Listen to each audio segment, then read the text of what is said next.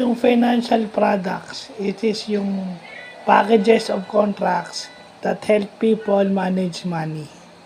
So, yung credit cards, insurance, bank accounts are examples of financial product. Even mortgages are examples of financial product. So, yung pala yan.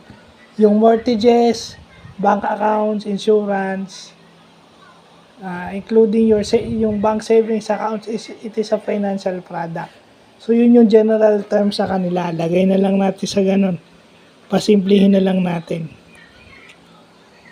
Savings account, credit card account, financial product pala yan. So, magandang nalalaman natin yan.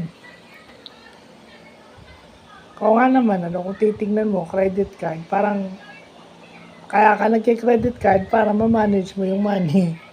Kaya nga, kaso nga lang kasi, ang tao, pag may credit card, hindi makontrol. So, pag sinasabing tinutulungan ka mag-manage, ibig sabihin, nakokontrol mo. Kaso lang, ang tao minsan, yung credit card, hindi nila nakokontrol. So, yun lang po.